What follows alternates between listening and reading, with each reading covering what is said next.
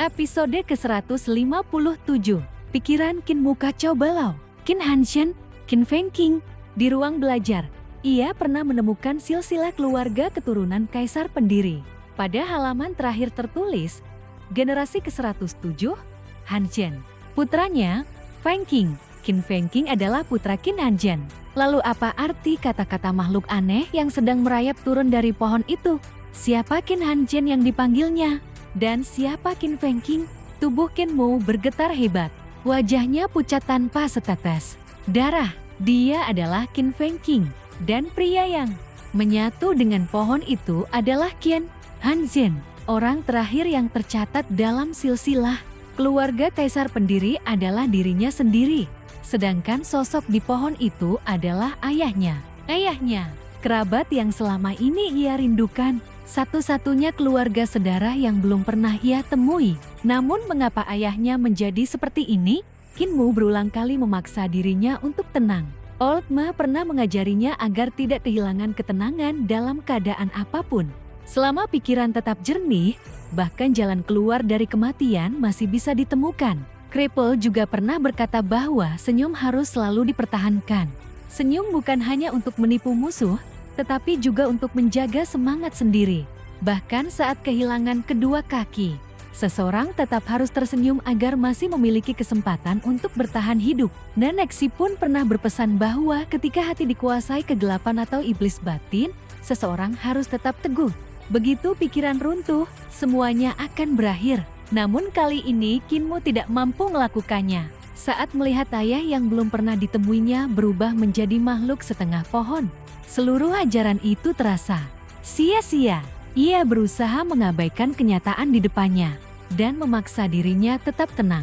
Tiba-tiba, rasa sakit menusuk telapak tangannya. Baru saat itu ia sadar bahwa tinjunya terkepal begitu kuat hingga kuku-kukunya menembus kulit dan mengeluarkan darah. Kinmu mengangkat kepala dan menatap makhluk yang merayap turun dari pohon.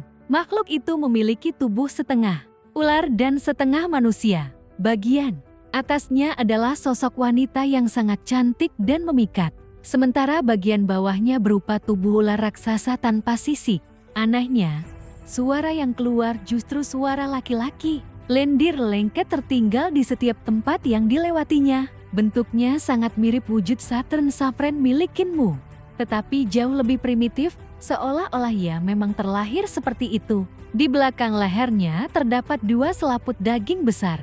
Ketika berbicara, selaput itu terbuka seperti kipas dan bergetar terus-menerus menghasilkan suara. Ia tampaknya tidak berbicara menggunakan mulut. Getaran selaput daging, itulah yang menciptakan suara aneh dan samar. Pada ujung selaput terdapat duri tulang panjang menyerupai tombak.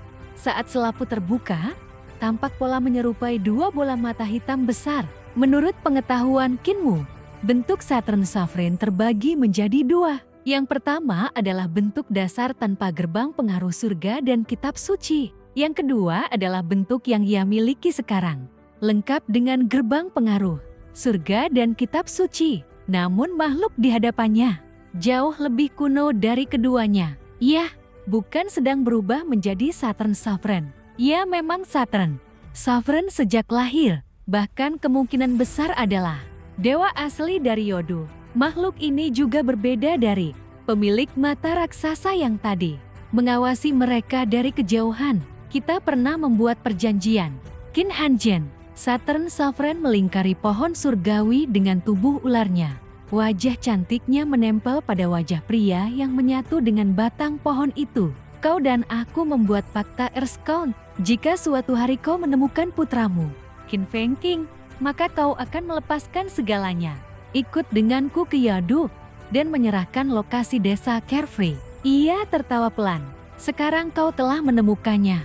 Keinginanmu sudah terpenuhi. Sudah waktunya menepati janji. Qin Hanzhen tetap diam. Tubuhnya hampir sepenuhnya berubah menjadi kayu. Matanya juga nyaris tidak bisa melihat. Namun air mata masih terus mengalir. Saturn Sovereign merayap perlahan mengelilingi pohon. Dulu kau menerobos masuk ke Yodu dan menghancurkan segel penghalang. Saat itu kau hanya memiliki satu napas kehidupan tersisa. sehingga terpaksa menyatu dengan pohon surgawi ini demi bertahan hidup. Kau bertahan hanya untuk menunggu putramu. Aku menemanimu selama bertahun-tahun.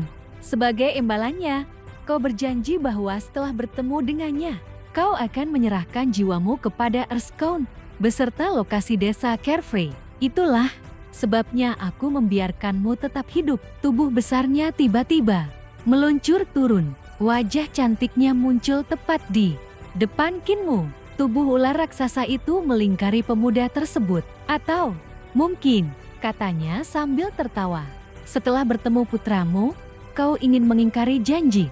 Apakah kau ingin melihatnya mati di depan matamu?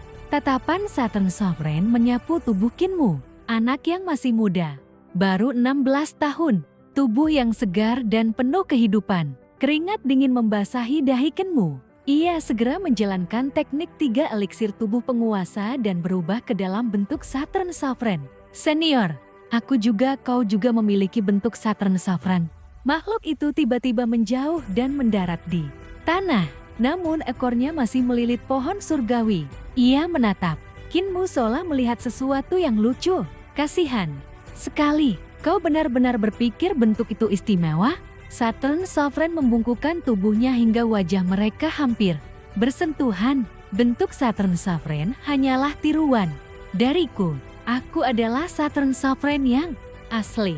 Kinmu merasakan tekanan yang luar biasa. Semua rencana dan persiapannya terasa tidak berguna di hadapan makhluk setingkat dewa ini. Selama ini ayah selalu berusaha bertindak seperti orang dewasa. Ia belajar dari para tetua desa, meniru cara mereka menghadapi masalah dan memaksa dirinya memikul tanggung jawab. Namun di mata Saturn Sovereign, semua itu tampak seperti permainan anak-anak. Saturn Sovereign tersenyum puas saat melihat ketakutan yang tersimpan jauh di dalam hati Kinmu. Kau sungguh menarik, berusaha keras terlihat dewasa, padahal masih sangat muda. Lagi pula, apakah kau benar-benar berpikir aku membiarkanmu naik ke kapal hanya karena satu kalimat bahasa Yodo yang kau ucapkan?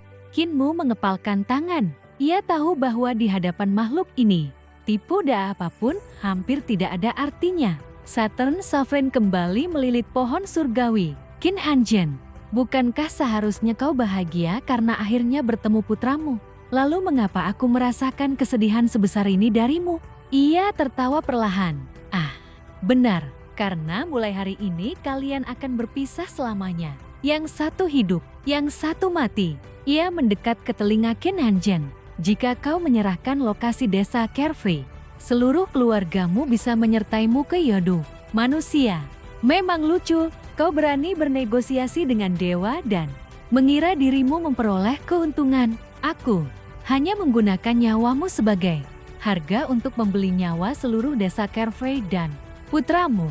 Sebagai imbalan, kau hanya diberi kesempatan bertemu putramu sekali. Betapa bodohnya, meski memiliki kekuatan setara dewa dan iblis, pikiranmu tetaplah pikiran manusia. Qin Hanzhen berusaha membuka mulut, namun lidahnya telah berubah menjadi kayu. Tak ada suara yang keluar. Saturn Sovereign mendekat dengan penasaran. Apa yang ingin kau katakan? Qin Hanzhen terus menggerakkan bibirnya. Tetap tidak ada suara. Saat itulah hati Kinmu tiba-tiba menjadi tenang. Ia melangkah maju. Saturn Sovereign, hati ayah dan anak saling terhubung. Aku tahu apa yang ingin dia katakan. Makhluk itu menoleh. Dia bahkan tidak mengeluarkan suara. Kau bisa mengerti, kehidupan kami berada di tanganmu. Kau tidak perlu takut kami memainkan tipu daya apapun. Saturn Sovereign menatapnya beberapa saat lalu tertawa. Baiklah, katakan. Qin-mu mendekati wajah ayahnya dan berpura-pura mendengarkan. Sesaat kemudian ia berkata, ayahku mengatakan bahwa matanya hampir buta sehingga ia belum bisa melihat wajahku dengan jelas. Karena itu, pertemuan kami belum benar-benar terjadi. Menurutnya, syarat dalam Pakta Earthscout masih belum terpenuhi. Saturn Sovereign terdiam sejenak, lalu ia tertawa. Menarik, benar-benar menarik. Ternyata ayah dan anak memang memiliki pikiran yang sama. Ia memandang Qin Hanzhen. Teknik terlarang yang kau gunakan bernama Spring Comes Upon a Water Tree. Teknik itu memungkinkanmu meminjam kehidupan dari orang lain dengan menyatu ke pohon surgawi. Namun harga yang harus dibayar sangat besar. Nyawa dan tubuhmu terhubung dengan pohon ini dalam pertempuran melawan para dewa. Kau berhasil menyeret mereka menuju kematian. Namun dirimu sendiri juga hampir mati. Itulah sebabnya kau menggunakan teknik ini untuk memperpanjang hidup. Kini, hampir seluruh tubuh Qin Hanshen telah berubah menjadi kayu. Hanya wajahnya yang masih mempertahankan sedikit wujud manusia. Mengembalikannya memang sulit, tetapi bagiku, itu bukan masalah. Aku berasal dari Yodu. Aku mengendalikan kehidupan. Selaput, daging di belakang kepala Saturn Sovereign terbuka lebar.